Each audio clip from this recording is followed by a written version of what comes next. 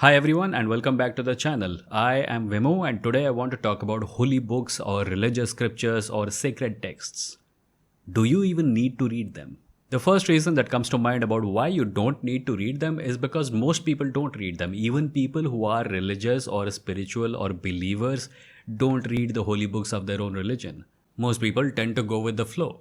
Their family pressure combined with the social pressure of a religious nature that comes from all around them seems to be sufficient for them to not bother with the religious text. And their lives don't suffer because of it. It seems to be enough. Which leads me to my next point. The people who are asking you to read these holy books, have they themselves read these holy books? I challenge you to do this. The next time you are in a conversation about a religious topic with someone who's on the side of religion and they ask you to go read those holy books, ask them if they have read those holy books.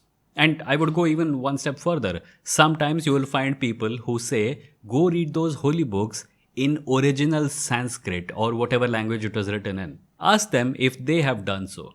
Do they even know Sanskrit? Do they even know the language that the original book was written in? Do they understand it? Have they spent time reading it? In many cases, I am sure you will find that they have not.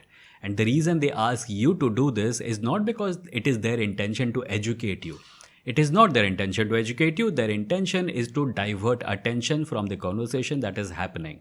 And I bet you that the conversation that is happening has to do with some social evil. You probably looked at something that is happening in society and said, this is terrible. And they threw a book at you saying, go read these 10,000 pages or these 10,000 books and then comment on it. They don't mean to educate you about something. They can't, because you are right. If something is horrible, it is horrible. You don't need justification from a book written 10,000 years ago in order to pass judgment on a horrible social practice that is happening today.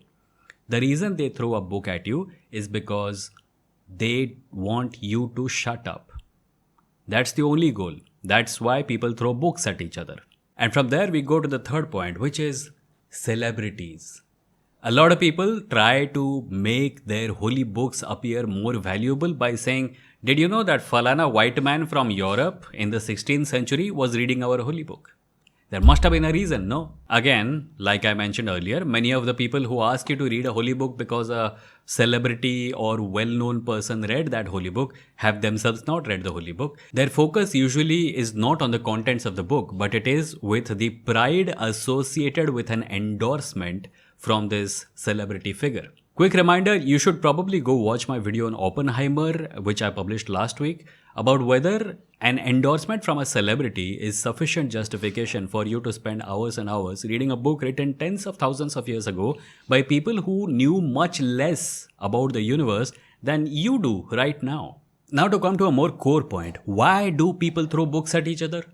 The reason they do so is because, listen, at the end of the day, religion is not about debate and discourse. It is about obedience.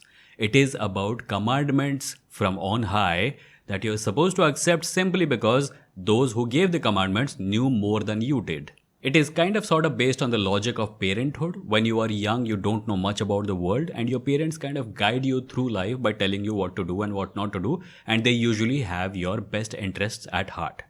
Now, religion follows the same logic, except that there are no parents. And therefore, now you're stuck with this worldview that was not decided upon by you. It was imposed on you at an age when you did not know any better. And now that you are an adult, you are in the position of passing judgment on this worldview. And when you do so, when you look at a social practice that is visibly terrible, something like casteism or racism or patriarchy, and you say, this is terrible, it shouldn't happen, they throw a book at you. They throw that same book at you and say, first go spend hours and hours or months and years reading this book and reading every possible interpretation of it before you can exercise your common human decency and say, a terrible thing is a terrible thing. Listen, there is no dearth of people who are going to say, my religion is about debate and discourse. But how often do you see debate and discourse about your religion happening in your own family? I'm talking about ground level realities, not esoteric imaginings of people who want to justify and defend their religion at any cost. Despite constantly singing praises of debate, discourse, and intellectual rigor, often conversations about religion that you have probably had in your own family hit a stone wall.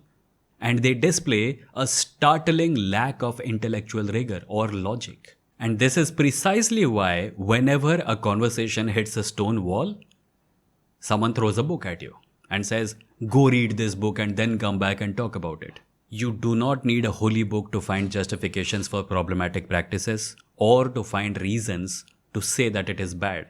Common human decency, your own natural empathy is sufficient. No holy book contains advice for the 21st century. These books were not written for people in the 21st century, despite some of them claiming that they are books for all times. Continue seeking answers, continue asking questions, and let no one silence you by saying that before you are able to criticize a very visibly wrong social practice, you need to go read 10,000 holy books. You do not. It's okay to just exercise common human decency. That's it for today. Let me know what you think about this video in the comments, and if you have not subscribed to the channel, please do. I make videos about atheism in India and Indian culture in the 21st century instead of, ancient culture, because there are plenty of channels already singing bhajans about it. We need to focus on today and tomorrow and not get stuck in the past, because the way to the future does not go through the past. See you in the next video.